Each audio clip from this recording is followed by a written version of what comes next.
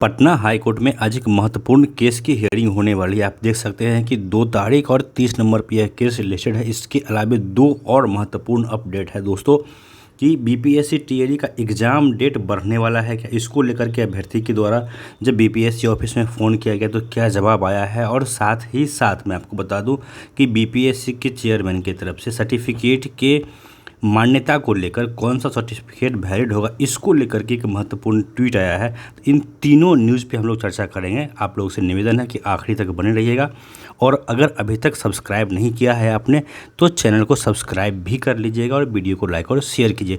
सबसे पहले आते हैं इस केस के ऊपर। तो मैं आपको बता दूँ यह जो केस है ये किया गया है शिक्षक संघ की तरफ से। आप देख रहे हैं पिटिशनर का नाम यहाँ पे साफ साफ है, गोपगुट है ये।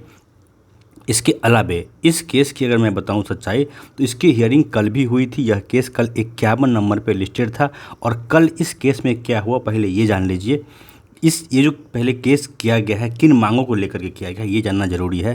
तो इस केस में जो मांग किया गया है वो ये है कि जो शिक्षा विभाग के अपर मुख्य सचिव हैं के पाठक, ये जो मनमानी कर रहे हैं बगैर सो कॉज दिए किसी को भी सस्पेंड कर देना। और अभी कुछ दिन पहले जो एक महिला का मामला आया था जिसमें उन्हें विशेषावकाश के दौरान एक तरह से कहिए तो निलंबित कर दिया गया, जो कि हर जॉब करने वाले का, कहीं भी कोई इंसान जॉब करता तो उसका ये अधिकार होता है कि वो अपना छुट्टी का एप्लीकेशन लगा करके अपना छुट्टी कटवा करके कहीं जा सकता है, कुछ कर सकता है। और जो शिक्षक छुट्टी के पीरियड में होते हैं, छुट्टी पे होते हैं, उनके ऊपर भी कार्रवाई की जा रही है। तो कहीं ना कहीं इसके खिलाफ यह केस किया गया है और इस केस में कल हियरिंग हुई। कल इसमें क्या हुआ है ये जान लीजिए। जो जज महोदय थे, माननीय न्यायाधीश जो थे, वो साउथ इंडिया के थे और उन्हें हिंदी समझने में समस्या आ रही थी। तो उन्होंने जो वकील हैं इस केस के उनसे कहा कि आप इसका जितना भी ड्राफ्टिंग वगैरह है और जो भी इसमें आप बातें रख रहे हैं इसको आप ज़रा इंग्लिश में करवा के ले आइए, फिर इसको हम सुन लेंगे। और साथ ही साथ जो मैटर है इसको समझने के बाद उन्होंने सरकारी वकील साहब से नाराज़गी भी जाहिर की कि इस तरह का जो काम हो रहा है ये सही नहीं है। तो कहीं ना कहीं जो जज साहब हैं वो के पाठक के द्वारा जो एक्शंस लिया जा रहा है उससे नाराज़ दिख रहे हैं। बाकी आज इस केस में क्या होता है ये मैं आपको अपडेट सबसे पहले दूंगा। इसीलिए मैं कहता हूं कि आप लोग चैनल से जुड़े रहिए, क्योंकि जुड़े रहिएगा तो ही आपको सही अपडेट सबसे पहले मिल पाएगा। और मुझे नहीं लगता है कि जितने भी लोग आपको अपडेट दे रहे हैं, खास करके शिक्षक बहाली या फिर नियोजित शिक्षक का, किसी के पास इस केस का डिटेल आपको मिलेगा। इसके बाद बात करते हैं बीपीएससी टीआरई की। तो ये इस ट्वीट के बारे में बात करेंगे। बहुत ही हैवी इसमें इंग्लिश यूज़ किया गया। इसका मैं आपको सिंपल भाषा में बताऊंगा कि इसका मतलब आखिर क्या निकल करके आता है। लेकिन उससे पहले ये जान लीजिए कि एक अभ्यर्थी के द्वारा कॉल किया गया बीपीएससी ऑफिस में ये कहते हुए कि मध्य प्रदेश में डीएलएड का जो एग्ज़ाम डेट है वो क्लैश कर रहा है बीपीएससी का जो टीआरई एग्ज़ाम डेट है उससे। तो इसको लेकर के बीपीएससी के अधिकारी की तरफ से ये आश्वासन दिया गया है कि आप राइटिंग में आकर के यहाँ पे दीजिए तो हम इसको देखेंगे और एग्ज़ाम डेट आगे पीछे कर लेंगे। ये बीपीएससी के ऑफिस से अधिकारी का कहना है। लेकिन जो भी कॉल रिकॉर्डिंग है उसकी सत्यता क्या है ये जो लोग किए हैं वही बता सकते हैं। लेकिन कहीं ना कहीं अगर ऐसा है, अगर उस रिकॉर्डिंग को हम लोग सही माने तो हो सकता है कि 2-4 दिन के लिए आगे ही कहिए, पीछे तो नहीं हो सकता, 2-4 दिन आपका एग्ज़ाम डेट आगे बढ़ सकता है। लेकिन इस को लेकर के पैनिक करने की आवश्यकता नहीं है।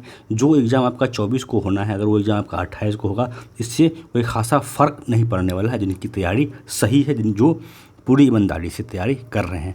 और अब आइए हम लोग बात करते हैं इस ट्वीट के बारे में। यह जो ट्वीट आपका किया गया है ये सर्टिफिकेट के वैलिडिटी को लेकर के, इस तरह का ट्वीट पहले भी इनकी तरफ से किया गया था। अगर मैं आपको इसका सीधा सीधा हिंदी बताऊं तो इसका मतलब ये होता है, ये कह रहे हैं कि इससे पहले मैंने प्रमाण पत्र की सामग्री की वैधता की तारीख को नज़रअंदाज करके प्रमाण पत्र जारी करने की तारीख को मोहर देने की प्रथा पर सवाल उठाया था। यहाँ पे आप देख भी पा रहे हैं ये जो इंग्लिश में ही बातें कही गई है कि इन्होंने कहा है earlier I had a question, मतलब कि मैंने इस पर प्रश्न उठाया था, the practice of giving credence, मतलब इसको जो मान्यता दिया जा रहा है to the certificate issue date, मतलब कि पहले क्या है या अभी भी कह लीजिए या पहले इनका कहना है कि जो सर्टिफिकेट कब इशू किया गया उस डेट को हम लोग मान्यता दे रहे हैं। इग्नोरिंग इट्स कंटेंट वैलिडिटी, यानी और इस चीज़ पे ध्यान नहीं दे रहे हैं कि ये कब तक के लिए मान्य है। और अभी इनके द्वारा कहा है कि 31वें जुडिशियल सर्विस के को लेकर के जो माननीय सुप्रीम कोर्ट का आदेश आया है ये भी कहीं ना कहीं इस तरफ ही इशारा कर रहा है। तो एक बात जान लीजिए कि आपका जो बीपीएससी टीआरई भी होगा वहाँ पे भी आपको इन्हीं बातों का ध्यान रखना पड़ेगा। यानी कि जो भी सर्टिफिकेट आप वहाँ पे जमा करेंगे वहाँ पे इन चीज़ों से मतलब नहीं रहेगा कि वो सर्टिफिकेट पर्टिकुलर आपका इशू कब हुआ है, बल्कि वो वैलिड कब तक है, इसको लेकर के मेन इंपॉर्टेंस दिया जाएगा। जैसे मान लीजिए कि बिहार में अगर हैं तो आवासीय अगर बनवाते हैं तो कभी भी आपका वो इशू हुआ है, लेकिन वो फॉर लाइफ टाइम होता है। तो कोई भी डॉक्यूमेंट आप इससे कनेक्ट कर सकते हैं इस ट्वीट से, और आपको देखना है कि उसका मान्यता कब तक है। उस पर लिखा होता है कि valid 4 year, valid for up to. तो अगर आपका वो वैलिड है तो वो सर्टिफिकेट आपका वहाँ पर एक्सेप्टेबल होगा कहीं ना कहीं, ये कहना है बीपीएससी के चेयरमैन का। तो ये था आज के लिए आप लोग के लिए 3 महत्वपूर्ण अपडेट, और साथ ही साथ जो मैंने केस का चर्चा किया है आप लोग के साथ, केस का नंबर भी मैंने आप लोगों के साथ शेयर किया है और दिखाया है कि आज वह 30 नंबर पे केस लिस्टेड है। बाकी इस केस में क्या होता है आज और क्या कहते हैं माननीय जज साहब, हर अपडेट आपको मिलता रहेगा। तब तक के लिए आपसे निवेदन है कि वीडियो को लाइक और शेयर करते रहिए और चैनल को सब्सक्राइब ज़रूर से ज़रूर कर लीजिए। धन्यवाद।